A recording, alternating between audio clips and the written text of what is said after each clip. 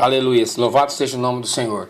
Irmãos, hoje eu vou falar sobre uma palavrinha que está no livro de Jonas 1, que diz: o homem que Deus usa.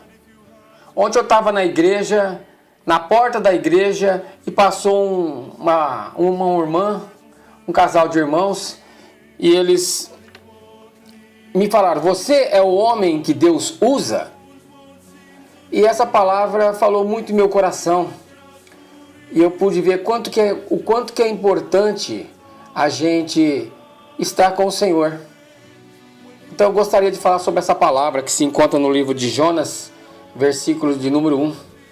Quer dizer para os irmãos que as características importantes do homem que Deus usa, ela pode ser bem diferentes. Eu gostaria de dizer para os irmãos que gostaria que os irmãos aprendessem com essa palavra, que é profunda e fala em nosso coração. Então vamos aprender com Jonas as características de um homem que Deus usa. Eu quero dizer para os irmãos que, primeiro, o homem que Deus usa é um homem escolhido por Ele.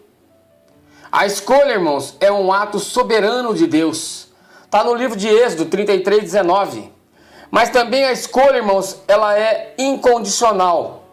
Mas o que o missionário quer dizer com isso? Quer dizer para os irmãos que ela não depende de qualidades ou virtudes. A escolha, ela é o potencial. Não o que somos, e sim o que podemos ser. Segundo, o homem que Deus usa, irmãos, é um homem que recebe uma missão. Porque não tem como Deus usar ele se ele não receber uma missão. A missão, ela é algo concreto. Deus é claro naquilo que ele fala. O que pediu Deus aos seguintes homens? Se nós formos vasculhar a palavra de Deus, irmãos, os irmãos podem procurar em Josué 1:2, os irmãos podem procurar em Juízes 6:14, quando Deus fala com Gideão. Os irmãos podem procurar em Mateus 4:19, quando Deus fala com Pedro e André. Os irmãos podem procurar no livro de Atos 9:15, quando Deus fala com Paulo. Eu quero dizer para os irmãos que a missão consiste em coisas possíveis.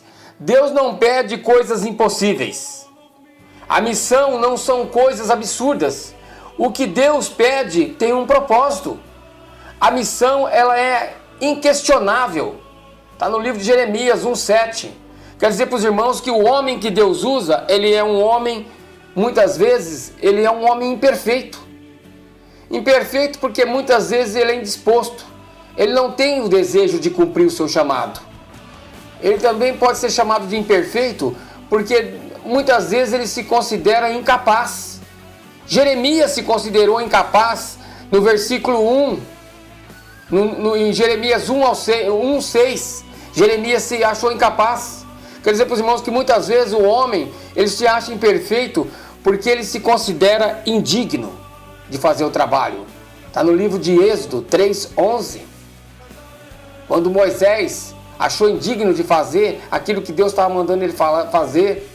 Eu quero dizer que muitas vezes o homem se acha imperfeito. E o imperfeito é o que Deus usa para envergonhar os perfeitos. Está no livro de 1 Coríntios 1:26-29. Eu quero dizer para os irmãos que o homem que Deus usa, ele é um homem que se quebranta. O quebrantamento, irmãos, ele vem por negar-se a obedecer. O quebrantamento vem ao buscar o que é seu, seguir os seus instintos. Quer dizer para os irmãos que o quebrantamento, ele se manifesta em situações adversas. O quebrantamento, ele é uma lição de humildade. Ele ensina a deixar de confiar em nós mesmos para confiar em Deus. Louvado seja o nome do Senhor. Eu quero dizer para os irmãos que o homem que Deus usa é um homem que ora. A oração estabelece e mantém um contato perfeito com Deus. Não tem como eu não ser escolhido por Deus, eu não receber algo de Deus, se eu não orar, se eu não buscar falar com o Senhor. Quantas vezes Deus falou com Jeremias, que era para ele clamar, buscar, falar mais com o Senhor. Se nós formos procurar no livro de Daniel, os irmãos vão ver que Daniel era um homem de oração. Por isso ele recebeu a mais de Deus. Quer dizer para os irmãos que a oração, ela mostra mais claramente a vontade de Deus. A oração, irmãos, ela gera uma resposta da parte de Deus. Quero dizer para os irmãos que o homem que Deus usa é um homem que obedece. Quer dizer para os irmãos que a obediência é o resultado do quebrantamento e da oração. A obediência, irmãos, é consequência de conhecer a vontade de Deus. A obediência tem, irmãos, o seu fundamento na fé. A obediência, irmãos, exige uma dependência absoluta de Deus. Eu quero dizer para os irmãos que o homem que Deus usa é um homem que vê os resultados. Elias viu o resultado. Quer dizer para os irmãos que esses resultados são frutos de Deus mesmo. Os resultados podem ser inesperados, diferentes, maiores ou menores do que aquele que nós esperamos. Mas muitas vezes os resultados também consistem em uma transformação das pessoas e os seus retornos. Os resultados irão produzir, irmãos, satisfação. Se nós formos ver Isaías 53:11, nós vamos ver que o retorno, o resultado daquilo em que você orou e aquilo que você pediu, ele vem cair em suas mãos através de Deus. Eu quero dizer para os irmãos que Deus permita desenvolver essas características em nós, aos quais diferem, irmãos, grandemente do que a sociedade considera as características de um homem de êxito. Essas características, irmãos, elas vêm direto de Deus, quando Ele forja o caráter do homem para aperfeiçoá-lo e para fazê-lo útil para os seus planos e propósitos no mundo. Então, o que nós aprendemos com isso?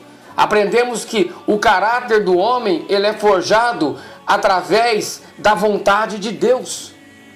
E que Deus permita que o nosso coração seja moldado conforme a sua vontade. Porque quando nós moldamos o nosso coração conforme a vontade de Deus, nós recebemos bênçãos. O céu se abre, as portas se abrem e Deus estabelece em nós algo inusitado, algo em quem não tem como de nós deixarmos de receber. A sua unção, as promessas que Deus tem para realizar em nossas vidas. E que hoje possamos cada vez mais buscar o Senhor em oração, buscar cada vez mais a intimidade do Senhor. Louvado seja o nome do Senhor. Aleluias.